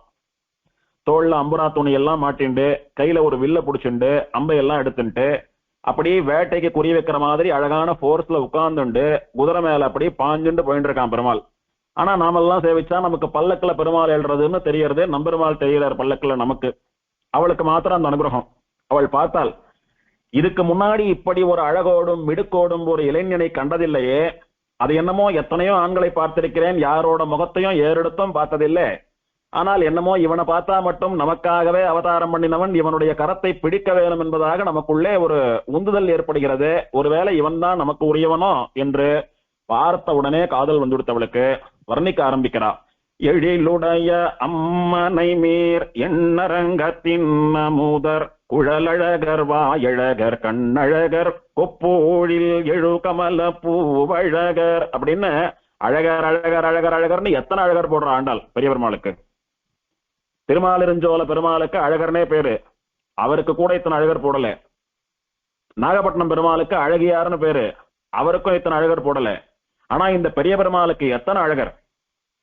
குழல் அழகர் பெருமாளுடைய கேசம் அத்தனை அழகு, வாயழகர் பெருமாளுடையதான திரு அதர பல்லவம் அழகு, பெரிய பெருமாளுக்கு கண் அழகு, பெரிய பெருமாளுடைய நாபி உந்தி கமலம் அழகு. இப்படி ஆச்சரியமா பெருமாளுடைய திருவடியிலிருந்து திருமுடி வரைக்கும் அழகுதான். அப்படி பேரழகாக இருக்கிறானே இவன், இவனைத்தான் கரம் பற்ற வேணும் அப்படின்ற தீர்மானத்துக்கு பார்த்த முதல் க்ஷணத்திலேயே கமலவல்லி வந்துட்டான். கமலவல்லிக்கு அழகிய மணவாளன்னு சொல்லக்கூடிய ரங்கநாதன் மேல தீராத காதல் மோகம் வந்துடுத்து. காதல் ஒரு பக்கம் அப்படி போட்டு அவளை அழுத்துறது, உடனே இந்த இளைஞனை திருமணம் செய்து கொள் அப்படின்னு. அந்த சமயத்திலே ஒரு க்ஷணம் பெருமாளாவும் சேவை சாதிக்கிறான் அவளுக்கு. நீ நினைக்கிறது போல சாதாரணமா குதிரை வாகனத்துல வரக்கூடிய இளைஞன் ராஜகுமாரன் மட்டுமல்ல, நான் தான் ஸ்ரீரங்கநாதன். எந்த ஸ்ரீரங்கநாதன் தெரியுமோ? உன் தாயாராலே தோப்பனாராலே உன்னாலே உங்க குலத்து அரசர்கள் நிறைய பெரியவாளாலே சேவிக்கப்பட்ட உங்களுடைய குலதெய்வமான ஸ்ரீரங்கநாதன் அப்படின்னு காட்டுவது போல, எல்லாருக்கும் தெரியறது போல பல்லக்கில நம்பெருமாளா சேவை சாதிக்கிறான் ஒரு க்ஷணம். பல காலம் குதிரை வாகனத்துல அழகான இளவரசனா சேவை சாதிக்கிறான். இப்படி மாறி மாறி சேவை சாதிக்க இவளுக்கு அந்த இளைஞன் மேலே காதல் மோகம் ஒரு பக்கம், தெய்வமாக காட்சி தருகிற நம்பெருமாள் மேலே பக்தி ஒரு பக்கம், பக்தியும் காதலும் ரெண்டும் கலந்து காதல் மிகுந்த பக்தியோடு கூட அனுபவத்திலே மூழ்கினாள் கமலவல்லி. பார்த்தால் ஏதோ ஒரு அழகான பையன் மேல பகவானுடைய சங்கல்பத்தினாலே நமக்கு காதல் ஏற்பட்டிருக்கிறது, அவனை திருமணம் செய்து கொள்ளலாம்னு பார்த்தோமே, கடைசியில பகவானும் அந்த பையனும் ஒண்ணுதான்னு சொன்னால், இந்த ஆத்மாவை மணந்து கொள்ளக்கூடிய மணவாளன் எம்பெருமான்னு சொல்றோமே, அந்த மாதிரி இந்த சரீரத்தையும் மணந்து கொள்வதற்காக எம்பெருமான் வந்திருக்கிறானோ. இப்படி ஆத்மாவுக்கு சுவாமியாகவும் சரீரத்தினுடைய சுவாமியாகவும் ஒருத்தனையே பெற முடியும்னா எத்தனை பேருக்கு அந்த பாக்கியம் கிடைக்கும்? அதுவும் எல்லோருக்கும் மேலான உத்தமமான புருஷோத்தமனை கரம் பற்றக்கூடியதான பாக்கியம் எத்தனை பேருக்கு கிடைக்கும்? ஆகையினாலே என் கணவன் சாட்சாத் ஸ்ரீரங்கநாதனே, மணந்தால் அரங்கனையே மணப்பேன் அப்படின்னு சொல்லி ஒரு விசுவாசமான தீர்மானத்துக்கு வந்துட்டா. நம்பெருமாள் அப்படி நெருங்கி கமலவல்லி கிட்டக்க வரார். கமலவல்லி வெக்கத்திலே அப்படி தலைய தொங்க போட்டாலும் பெருமாளுடையதான அழகு அவளை நிமிந்து பார்க்கும்படியா பண்றது. வெக்கத்துல தலையை தொங்க போட்டா, தலைய தொங்க போட்டவோ பெருமாளுடைய திருவடிகளினுடைய அழக சேவித்தா. அத்தியாச்சரியமான திருவடிகளினுடைய அழகு, பெருமாளுடைய பாதமே இத்தனை அழகா இருக்கு, கொஞ்சம் நிமிந்து அவருடைய முகத்தை பாருன்னு சொல்லும்படியாக அவளை தூண்டவே கொஞ்சம் கொஞ்சமா திருப்பானாழ்வார் சேவிக்கிறது போல திருவடியிலிருந்து பெருமாளை அங்கமங்கமாக அனுபவித்துக் கொண்டு வந்தவள். இந்த உலகம் சிருஷ்டி பண்ணப்பட்டதான எம்பெருமானுடைய நாவீ கமலம் என்ன,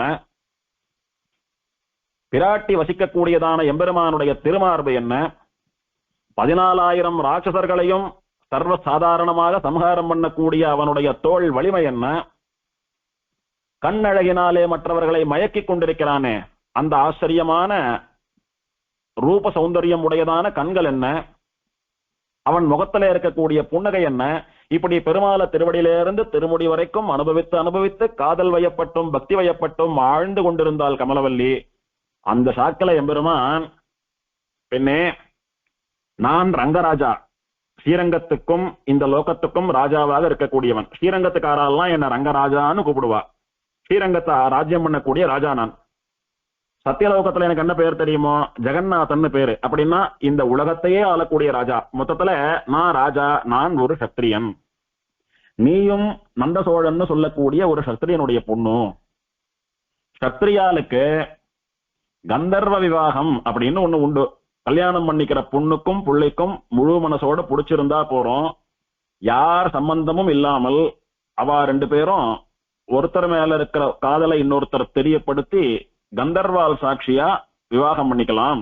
அந்த மாதிரி நாம விவாகம் பண்ணிக்கலாம்னு சொல்லி அந்த க்ஷணம் அங்கேயே இருவரும் மோதிரம் மாற்றி கந்தர்வ விவாகம் பண்ணி கொண்டதாக புராணம் சொல்றது.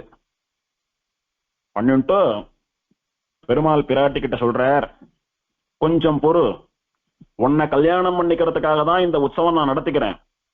உன் தாயார் தோப்பனாரே முறைப்படி உன்னை எனக்கு கல்யாணம் பண்ணி கொடுப்பா, அந்த நாள் வரும். அது வரைக்கும் நம்முடைய கல்யாணத்தினுடைய காதலினுடைய ஞாபகமா இந்த மோதிரத்தை வச்சுண்டு என்ன நினைச்சுண்டு நான் சீக்கிரம் வந்து உன் கரம் பிடிக்கிறேன்னு பெருமாள் சொன்னார்.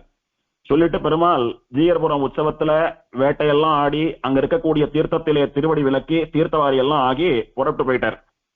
இன்னைக்கும் பிரம்மோற்சவத்துல 3ஆம் நாள் அன்னைக்கு பெருமாள் ஜீயர்புரத்துக்கு பலாசவனத்துக்கு போய் அங்க இருக்கக்கூடிய தீர்த்தத்திலே திருவடி விலக்கி ஸ்ரீசட்டாரி தீர்த்தவாரியாகி திரும்பி வரார் ஸ்ரீரங்கத்துக்கு. இப்படி ஆச்சரியமா 3ஆம் நாள் உற்சவத்துல நிச்சயதார்த்தம் நடந்தது 2 பேருக்கும். பெருமாள் ஸ்ரீரங்கத்துக்கு எழுந்தருளி 4ஆம் நாள் உற்சவம் 5ஆம் நாள் உற்சவம்னு பிரம்மோற்சவம் நடந்துட்டு இருக்க பெருமாளுக்கு விசேஷமா. கமலவல்லி நாச்சியார் அரண்மனைக்கு போனா அன்னையில இருந்து சரியா சாப்பிடுறது இல்ல, சரியா தூங்குறது இல்ல, எதையோ பறி கொடுத்தது போல இருக்கா, பைத்தியம் பிடிச்சது போல தானே பேசிக்கிறா, தானே சிரிக்கிறா, அழறா. இவளுடைய நடவடிக்கை எல்லாம் ஒரு மாறி இருக்குன்னு பெத்தவா இவளை பார்த்து பயப்பட ஆரம்பிச்சுட்டா. இது எதனால ஏற்பட்டதுன்னு சொன்னால், அழகிய மணவாளனுடைய சௌந்தரியம், அவனுடைய அழகு, குறிப்பா அவனுடைய கண் அழகு இவளை பைத்தியம் போல ஆக்கிடுத்தவன் மேல. அந்த மோகத்திலே ஆழ்ந்து உன்மத்தம் போல பைத்தியம் போலேயே இருந்துட்டு இருந்தா கமலவல்லி நாச்சியார். அப்பேற்பட்ட பெண்ணை பார்த்து நந்த சோழனும் அவனுடைய பத்னியும் என்ன நினைச்சுட்டான்னா, பெண்ணுக்கு கல்யாண வயசு, இன்னும் கல்யாணம் ஆகல, ஏதோ ஒரு அழகான இளைஞனை பார்த்துட்டா, அவன் மேல இவளுக்கு ஆசை வந்து மன்மத விகாரத்தினாலே பொண்ணு இப்படி இருந்துட்டு இருக்கா, கூடிய சீக்கிரம் இவளுக்கு கல்யாணம் பண்ணி வைக்கணும்னு தீர்மானத்துக்கு வந்துட்டா. பொண்ணை போய் கேட்கறா கமலவல்லி நாச்சியார, அம்மா உனக்கு யார் மேல மனசு இருக்கு, நீ யார மனசுல நினைச்சுட்டு இருக்கேன்னு சொல்லு, நம்ம அந்தஸ்துக்கு ஒத்து வரக்கூடிய நல்ல பையனா இருந்தா உனக்கு கல்யாணம் பண்ணி வச்சு விடுறேன்னு சொன்னார். இதுதான் சாக்குன்னு காத்துட்டு இருந்தவள் போல கமலவல்லி நாச்சியார் சொல்றா, ஸ்ரீரங்கராஜனா அழகிய மணவாளனா இருக்கானே நம்ம பெருமாள், நம்ம குலதெய்வம், நம்ம ஆத்து சுவாமி, அவனை தவிர ஒருத்தரிடத்திலேயும் என் மனசு இல்லை. என் ஆத்மாவெல்லாம் அவனே நிறைந்திருக்கிறான், என் சரீரமெல்லாம் அவனே புகுந்திருக்கிறான், என் காதலுக்கும் மோகத்துக்கும் கூட அவனே காரணம். நான் வணங்கக்கூடிய தெய்வமும் நான் ஆசைப்படக்கூடிய காதலனும் நான் அடையப் போகிற கணவனும் வேறல்ல, எல்லாம் ஒருத்தன் தான். அதனால கல்யாணம் பண்ணிண்டா அவனைதான் பண்ணிப்பேன். நம்பெருமாள் என்னை பாணி கிரகணம் பண்ணும்படியாக ஏற்பாடு பண்ணுங்கோள் அப்படின்னு சொன்னான். ரொம்ப சந்தோஷம் திருத்தகப்பனாருக்கு. என்ன, நம்முடைய தெய்வத்தை திருமணம் செய்து கொள்ள போகிறாளா? எத்தனை பாக்கியம் இது! தான் வணங்கும் தெய்வத்திற்கே மாமனாராக கூடிய பாக்கியம் எத்தனை பேருக்கு கிடைக்கும்? தான் வணங்கக்கூடிய தெய்வம் தனக்கு கணவனாக வரக்கூடிய பாக்கியம் எத்தனை பேருக்கு கிடைக்கும்? ஆகையினாலே மந்திரிகளோடெல்லாம் கலந்து ஆலோசனை பண்ணி நம்ம பொண்ணு கமலவல்லிக்கும் ஸ்ரீரங்கநாதனுக்கும் கல்யாணம் பண்ணி வைக்கணும் அப்படின்னு ஆச்சரியமான முடிவெடுத்து விசேஷமா 4ஆம் நாள் உற்சவம் தொடங்கி ஸ்ரீரங்கமும் உறையூரும் திருமண கோலத்திலே அப்படியே ஜொலிக்கிறது. பெரிய சோழராஜாவினுடைய பொண்ணு கல்யாணம், மாப்பிள்ளையோ பெருமாள். கல்யாண ஏற்பாடுகள் எப்படி இருக்கும் பாருங்க. ஆச்சரியமா சீவைகுண்ட மாட்டமா, சொர்க்கலோக மாட்டமா, ஸ்ரீரங்கமும் உறையூரும் சோழ தேசம் எல்லாம் அலங்கரிக்கப்பட்டது. விசேஷமான இந்த ஏற்பாடுகள் நடந்து கொண்டிருக்கிற சமயத்திலே 4ஆம் நாள் உற்சவத்தன்னைக்கு ராத்திரி அந்த நந்த சோழனுடைய சொப்னத்துல ஸ்ரீரங்கநாதன் எழுந்தருளி ஒரு வார்த்தை சொன்னான். என்னுடைய பரம பக்தனான நந்த சோழனே, உன்னுடைய குழந்தை இல்லாத கஷ்டத்தை தீர்ப்பதற்காக நானே என்னுடைய தர்மபத்னியான லட்சுமி தேவியை உன்னிடத்திலே குழந்தையாக அனுப்பி வைத்தேன். நீ வளர்த்து வந்த கமலவல்லி என்னுடைய தர்மபத்னி, அவளை முறைப்படி நான் தான் ஏற்க வேணும். அதனாலேதான் மனுஷா மேல அவளுக்கு காதல் வராம என் மேல காதல் வரும்படியா சங்கல்பித்தேன். அவளும் மனுஷா யாரும் என்ன தொடக்கூடாது, ரங்கநாதனையே கல்யாணம் பண்ணிப்பேன்னு சொல்லி ஒத்த காலில் நிக்கிறா. ஆகையினாலே என்னுடைய ஆமடையாதான் உன் குழந்தையா பிறந்திருக்கா. ஆகையினாலே அவளை முறைப்படி என்ன சாஸ்திரோக்தமா கல்யாணம் பண்ணி கொள்ளும்படியாக நீ கன்னிகாதானம் பண்ணி கொடு அப்படின்னு சொல்லி பெருமாள் சொப்பனத்துல சாதிச்சுட்டும் மறைஞ்சுட்டார். அதுல இருந்து ராஜாவுக்கு இருப்பு கொள்ளல, தூக்கம் வரல, உத்தமமான இந்த கனவு சீக்கிரம் பலிக்க போறது, பெருமாளுடைய நியமனம் ஆயிடுத்து, பொண்ணு அலங்காரம் பண்ணி கல்யாணம் பண்ணி கொடுன்னு சொல்லிட்டாரே பெருமாள். இதோ நான் இப்போதே என்னுடைய பெண்ணை எம்பெருமானுக்கு கல்யாணம் பண்ணி கொடுத்து எம்பெருமானுக்கு மாமனாராக போகிறேன்ற சந்தோஷத்தோடைய கூட இந்த விஷயத்தை தண்டோரா போட்டு தேசமெல்லாம் அறிவித்தான். அறிவிச்சுட்டு 6ஆம் நாள் உற்சவம், பங்குனி பிரம்மோற்சவத்திலே 6ஆம் திருநாள் ஆயில்ய நட்சத்திரம். இந்த பங்குனி மாசம் ஆயில்ய நட்சத்திரம்னு சொல்லக்கூடியது உறையூர் நாச்சியார்னு சொல்லக்கூடிய கமலவல்லி நாச்சியாருடைய திரு அவதார நன்னாள். பங்குனி உத்திரம் ஸ்ரீரங்க நாச்சியாருடைய திருவவதாரம், பங்குனி ஆயில்யம் கமலவல்லி நாச்சியாருடையதான திருவவதாரம். அந்த பங்குனி ஆயில்ய நட்சத்திரத்தன்னைக்கு அவளுடைய பிறந்த நாள் அன்னைக்கு எம்பெருமானோட கூட அவளுக்கு திருமணம் செய்து கொடுக்கலாம் அப்படின்னு சங்கல்பிச்சான். இது என்ன கணக்குன்னா, தாயாருடைய அவதார தினமான பங்குனி உத்தர தன்னைக்கு பெருமாளுக்கும் தாயாருக்கும் திருக்கல்யாண மகோத்சவமாகி சேர்த்தி ஆறுது. ஆண்டாளுடைய திரு அவதார தினமான திருவாடி பூரத்தன்னைக்கு ஆண்டாளுக்கும் பெருமாளுக்கும் கல்யாண உற்சவமாகி சேர்த்தி ஆறுது. அந்த மாதிரி பிராட்டிமார்களுடைய அவதார தினத்துலதான் பெருமாளுக்கு சேர்த்தி ஆறுது. நம்ம பெண்ணும் சாட்சாத் பிராட்டியினுடைய அவதாரம்னு பெருமாள் சொல்லிட்டார். இவளும் பிராட்டியா இருக்கிறபடினால இவளுடைய திருநட்சத்திர தன்னைக்கு திருமணம் நடக்க வேண்டும் என்றுதான் பகவானுடைய சங்கல்பம். அதனாலதான் பெருமாள் உடனே கல்யாண ஏற்பாடு பண்ணுன்னு சொல்லியிருக்கார் அப்படின்னு மகான்களாலே நியமிக்கப்பட்டு பெரிய ராஜபுரோகிதால பிராமணோத்தமாலை எல்லாம் கலந்து ஆலோசித்து எல்லாருடைய தலைமையிலே விசேஷமா பங்குனி மாசம் ஆயில்ய நட்சத்திர தன்னைக்கு பொண்ணு ஊர்ல பொண்ணுடைய ஆத்துல நந்த சோழனுடைய அரண்மனையிலே விசேஷமா கமலவல்லி நாச்சியாருக்கும் நம்பெருமாளுக்கும் கல்யாண மகோத்சவம் அப்படின்னு அறிவித்தான். மாப்பிள்ளைய போய் முறையா பிரார்த்திச்சு மாப்பிள்ளை அழைப்போட ஏழை பண்ணிட்டு வரணும்ன்றதுக்காக ஸ்ரீரங்கத்துக்கு போனான். எம்பெருமான் ஆச்சரியமா 6ஆம் திருநாள் பல்லக்கிலே புறப்பட்டு அழகான மணக்கோலத்திலே அழகிய மணவாளனாக கமலவல்லியை கரம் பிடிப்பதற்காக உறையூருக்கு எழுந்தருளினான். உறையூர்ல அத்தியாச்சரியமா கல்யாண ஏற்பாடுகள் எல்லாம் நடந்துட்டு இருக்க ஒரு பக்கம், எம்பெருமான் அப்படியே ரோடு மேல சுத்திண்டு போனா கூட நாழியாயிட போறதுன்னு ஆத்துல இறங்கி ஓட ஆரம்பிச்சானா கமலவல்லியை கல்யாணம் பண்ணிக்கிறதுக்காக. அதனாலதான் இன்னைக்கும் பெருமாள் உறையூருக்கு போறச்ச காவிரி ஆத்துல இறங்கிதான் போறார், திரும்ப வரச்சேயும் ஆத்துல இறங்கிதான் வரையார். பெருமாள் சுத்திண்டு போறதில்லை. அத்தனை துறை தன்னுடைய பக்தையா தன்னுடைய தர்மபத்னியா இருக்கக்கூடிய கமலவல்லியை கரம் பிடிப்பதற்காக அப்படி பெருமாள் காவிரி ஆற்றை கடந்து காவிரியில் இறங்கி உறையூர் திவ்யதேசத்துக்கு எழுந்தருளினான். உறையூர் வாசல்ல ஊர் எல்லையிலே ராஜாவும் ராணியும் அந்த தேசத்து பெரியவாள் பொதுமக்கள் எல்லாரும் சேர்ந்து தங்கள் ஊருக்கு தங்கள் தேசத்துக்கு தங்கள் பெண்ணை கல்யாணம் பண்ணி கொண்டு வரக்கூடிய மாப்பிள்ளையை வரவேற்பதற்காக விசேஷமான மங்களவாத்தியங்கள், ராஜவாத்தியங்கள், வான வேடிக்கைகள், பன்னீர் தெளிப்பது, சந்தனம் பூசுவது, இப்படி புஷ்ப மாறி பொழிவது அப்படின்னு என்னென்ன விதமான உபச்சாரங்கள் பண்ணி ஒரு மணமகனை வரவேற்க முடியுமோ அத்தனையும் பண்ணி விசேஷமான வாசனை மலர் மாலைகளை எல்லாம் நம்பெருமாள் கழுத்திலே அணிவித்து அவருக்கு பாத பூஜை எல்லாம் பண்ணி மாப்பிள்ளைய ரொம்ப ஆச்சரியமா உபசரித்து தங்கள் அரண்மனைக்கு அழைத்து கொண்டு போனார்கள். அங்கே வேத வாக்கியங்கள் முழங்க பிராமணோத்தமர்களுடைய தலைமையிலே ரொம்ப விசேஷமான ஒரு கல்யாண மகோத்சவம் நடந்தது. கமலவல்லி நாச்சியாருக்கும் சுவாமி நம்பெருமாளுக்கும் பங்குனி மாசம் ஆயில்ய நட்சத்திரத்தன்னைக்கு கமலவல்லி நாச்சியாருடைய அவதார ஸ்தலமான உறையூரிலே விசேஷமா கல்யாண மகோத்சவம் நடந்தது. பெருமாளுக்கு மாமனாரான நந்த சோழன் என்ன ஸ்திரீதனம் கொடுத்தான்? பொண்ணை வெறும் அனுப்ப முடியுமா? ராஜாவாச்சே, ஒரே பொண்ணு, கூட பிறந்தவெல்லாம் இல்ல, பல வருஷம் குழந்தை இல்லாம கிடைச்ச பொண்ணு, தாயாரே குழந்தையா வந்து பிறந்திருக்கா, கல்யாணம் பண்ணின்றது குலதெய்வமான ஸ்ரீரங்கநாதன், வெறுங்கையோடு அனுப்ப முடியுமோ? விசேஷமான ஸ்திரீதனம் இந்த லோகத்துல யாருமே அப்படி கொடுக்கலன்னு சொல்லும்படியான ஒரு சீர்வரிசையெல்லாம் கொடுக்க வேண்டாமா? என்ன கொடுத்தான் அப்படின்னு புராணம் சொல்றதுன்னா 310 கலம் தங்க அமுதுப்படி. அப்படின்னா 310 கலம் நிறைய தங்க அமுதுப்படி, ஸ்வர்ணத்தினாலே தயாரிக்கப்பட்ட அரிசி, கோல்டு ரைஸ், சாப்பிடக்கூடிய அரிசி இருக்கு பாருங்க, ஒரு அரிசியும் ஸ்வர்ணத்துல பண்ணிருக்கான். இப்ப பெருமாளுக்கு அர்ச்சனை பண்றதுக்காக ஸ்வர்ண புஷ்பம் பண்றோமே, புஷ்பம் மாதிரி இருக்கு ஆனா ஸ்வர்ணத்துல பண்ணது, அந்த மாதிரி சாப்பிடக்கூடிய அரிசியை ஸ்வர்ணத்துல பண்ணிருக்கான். அது 310 கலம், 310 கலம். ஒரு கலம்னு சொல்லக்கூடியது 18 மரக்கால்னு சொல்லுவா, அத்தனை பெருசு, ஒரு பெரிய அண்டா சைஸ்ல இருக்கும். அந்த மாதிரி 310 கலம் நிறைய ஸ்வர்ண அரிசி. வெறும் அரிசி கொடுத்தா போருமா?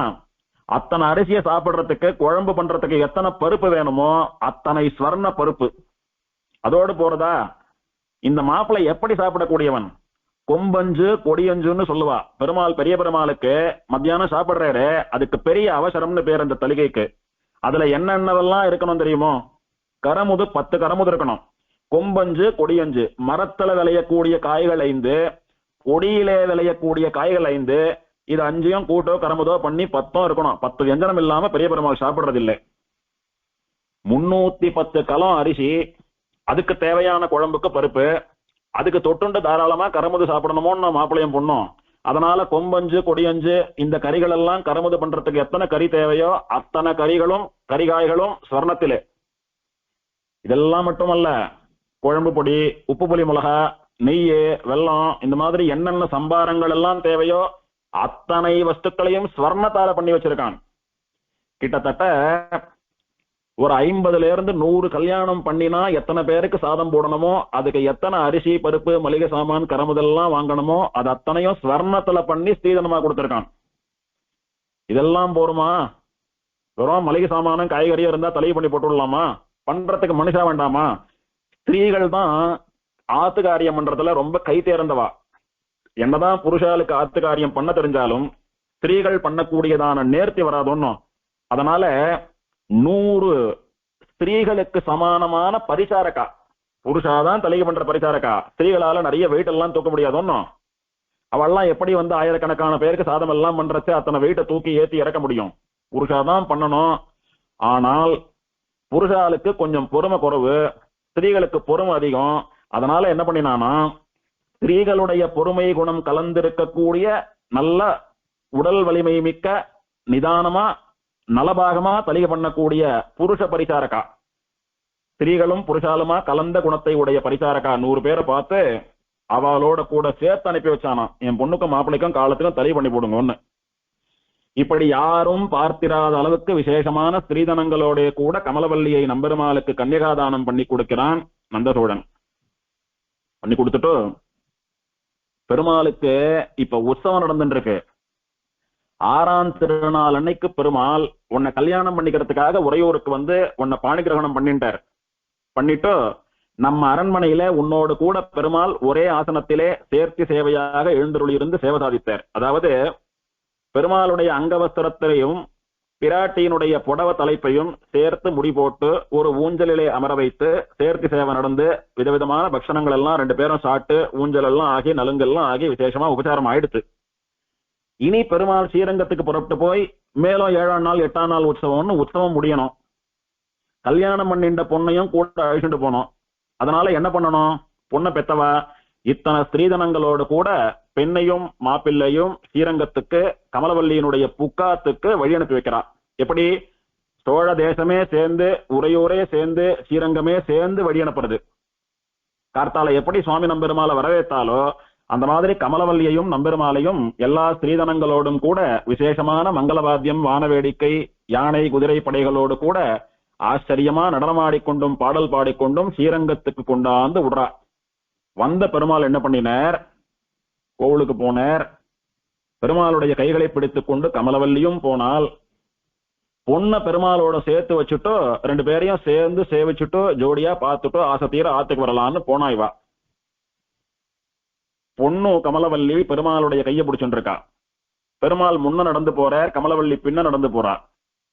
நேர ஸ்ரீரங்கம் பெரிய கோயிலுக்குள்ளே பிரணவாகார விமானத்துக்குள்ளே நம்பெருமாளும் கமலவல்லியும் நுழைந்தாள்.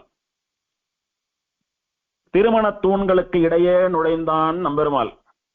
நுழைந்து போய் பெரிய பெருமாளா சயனிச்சுட்டான்.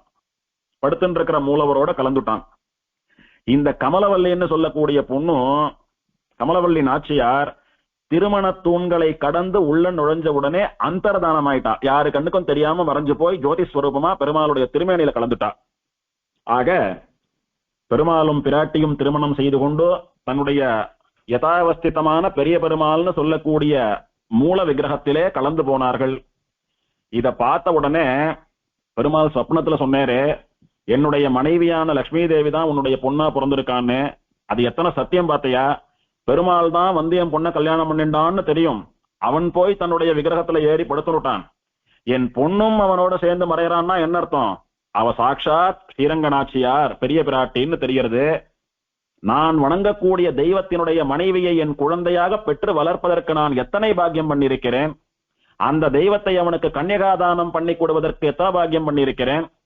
அவன் என்னை மாமா என்று அழைப்பதற்கு நான் அவனுக்கு மாமனார் ஆவதற்கு எத்தனை பாக்கியம் பண்ணியிருக்கிறேன்னு தன்னுடையதான பாக்கியத்தையும் பெருமாள் பிராட்டியினுடைய அனுகிரகத்தையும் நினைத்து ஆனந்த கண்ணீர் வடித்தவனா, எனக்கு இருந்தது ஒரே பொண்ணு. அந்த பொண்ணை நம்பெருமாள் அழிச்சுட்டு போயிட்டார். ஒரு மகள் தன்னை உடையேன் உலகம் நிறைந்த புகழால் திருமகள் போல வளர்த்தேன் அப்படின்னு கல்யாணத்துக்கு முன்னாடி சொன்னார். இப்ப கூட ஒண்ணு சேர்த்துட்டார். செங்கண்மால் தான் கொண்டு போனான்.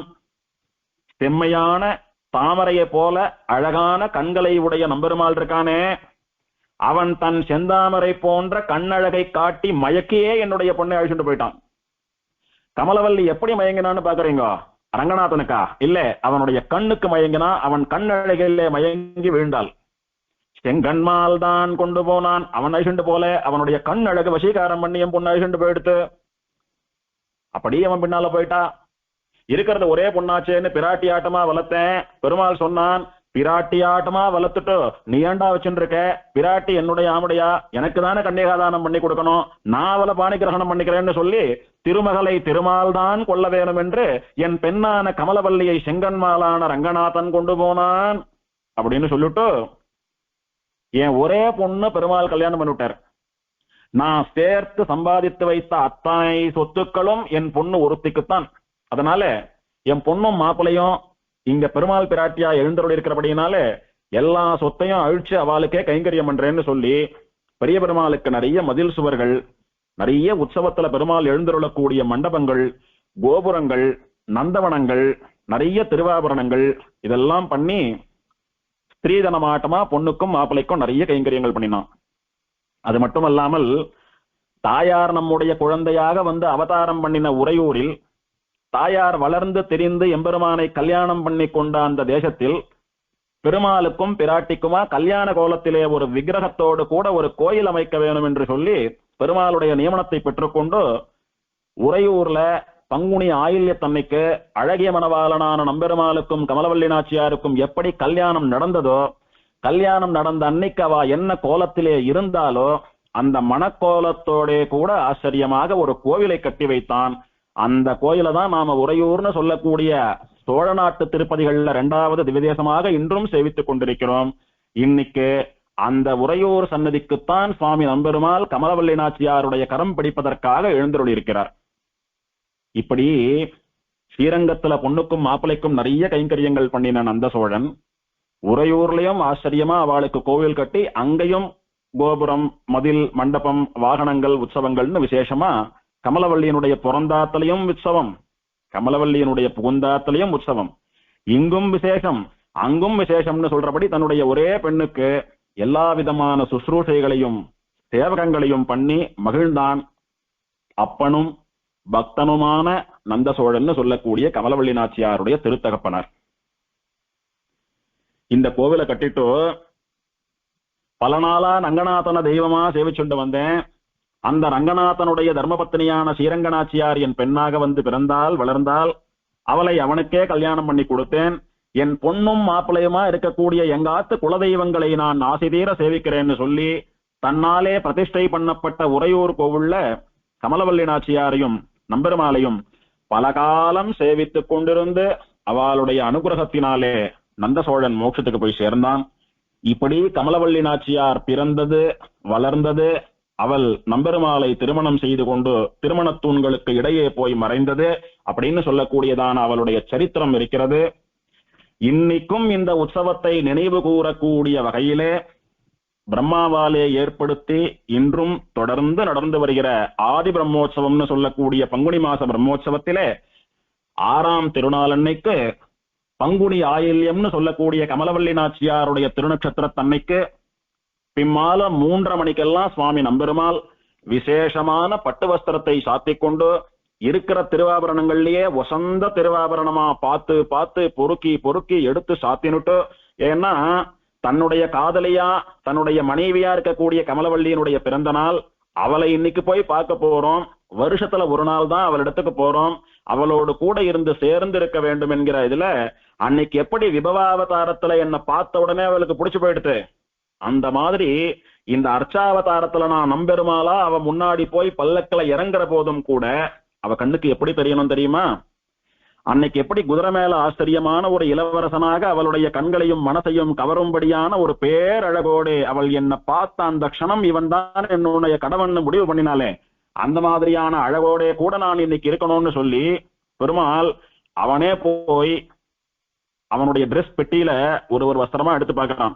இது நல்லா இருக்குமா, இதை உடுத்தின்லா கமலவல்லிக்கு பிடிக்குமா, இல்ல இல்ல இதை உடுத்தின்ட்டா நான் நல்லா பழிச்சுன்னு இருப்பேன் அப்படின்னு சொல்லி பல வஸ்திரங்களை களைத்து போட்டு இருக்கிறதுலயே அத்தியாச்சரியமான ஒரு வஸ்திரத்தை எடுத்து உடுத்தி கொண்டு எல்லா திருவாபரணங்களையும் கொட்டி கலைக்கிறான் பெருமாள்.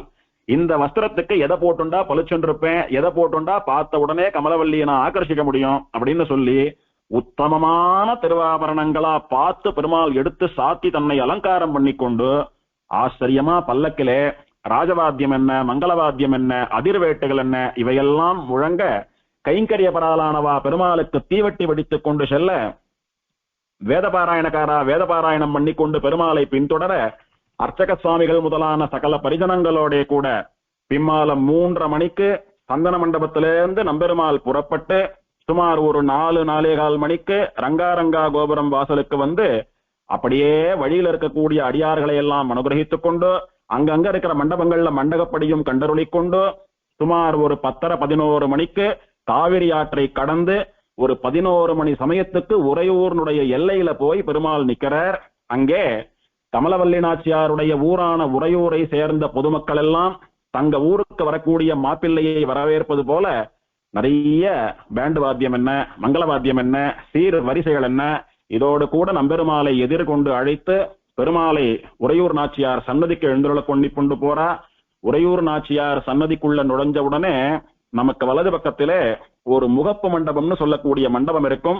அந்த மண்டபத்திலே பெருமாள் பல்லக்கோட கூட எழுந்தருள்றார். இந்த சமயத்துல உள்ளேர்ந்து கமலவல்லி நாச்சியார் தோளுக்கினியான்னு சொல்லக்கூடிய தோல்ல எழுந்தருளி கேடயத்துல வரா, பெருமாளை சேவிக்கிறா.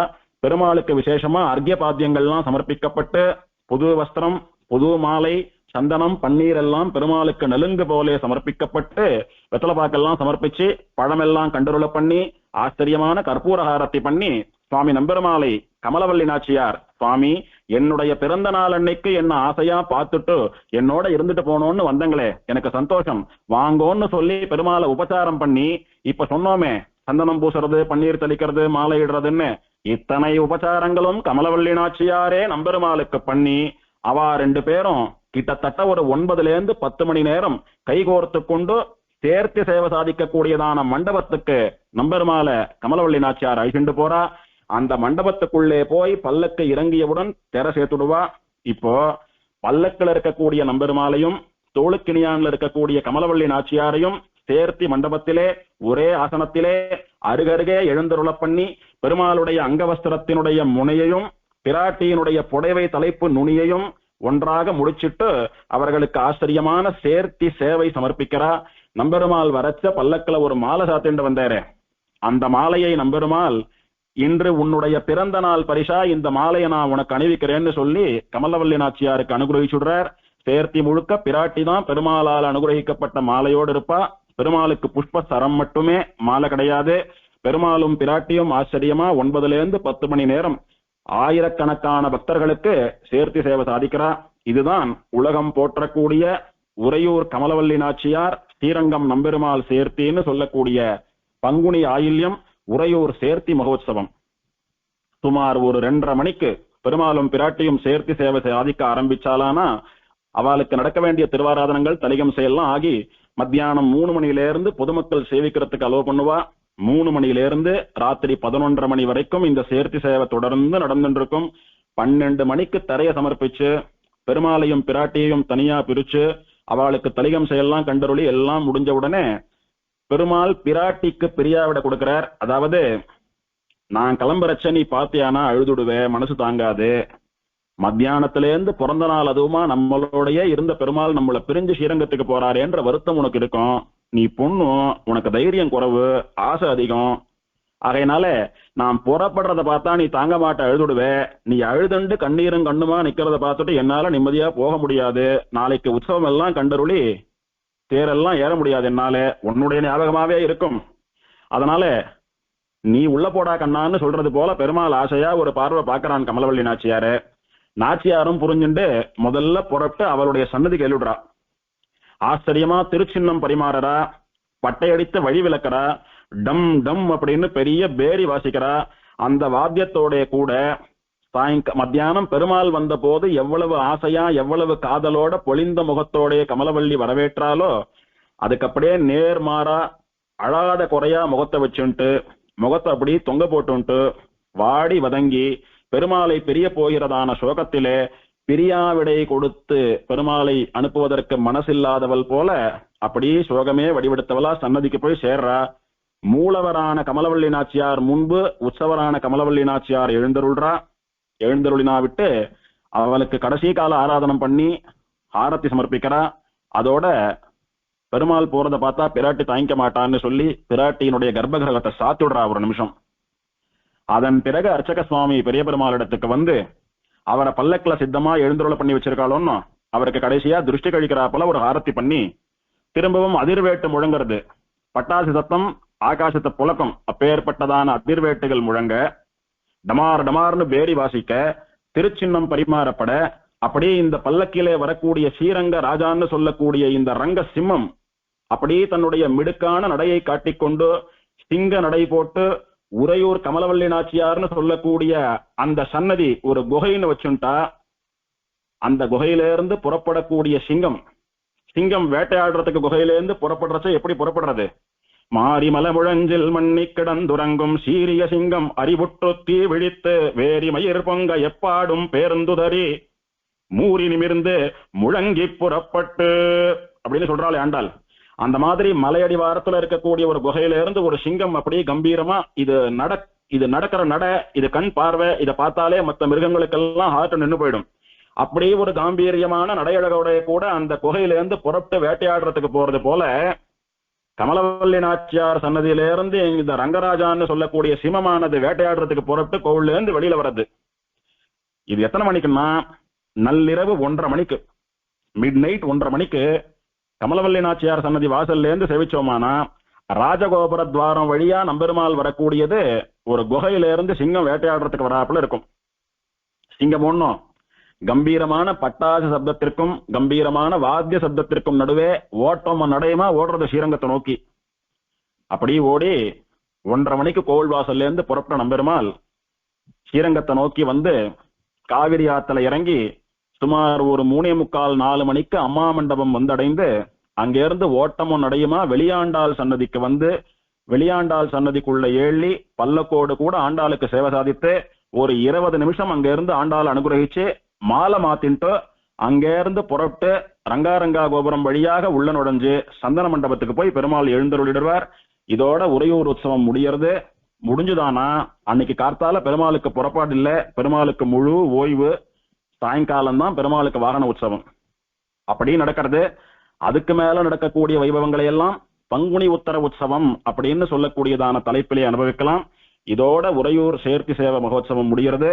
எல்லோருக்கும் வாழ்நாளில் ஒரு முறையானும் கமலவல்லி நாச்சியார் சுவாமி நம்பெருமாளுடையதான சேர்த்தி சேவை அனுகிரகமாக வேண்டும் என்று பிரார்த்தித்துக் கொண்டு, போய் சேவிக்காதவர்களுக்கும் அவளுடையதான அனுகிரகம் இருந்திடத்திலிருந்தே கிடைக்க வேண்டும் என்பதாகவும் பிரார்த்தித்துக் கொண்டு அமைகிறேன்.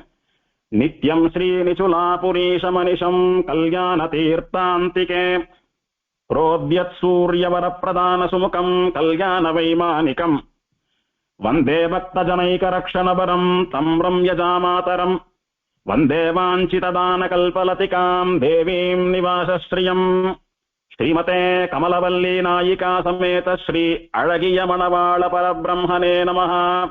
ஆழ்வாரெம்பெருமானார் சீரார் தூப்புள் திருவேங்கடமுடையான் திருவடிகளே சரணம்.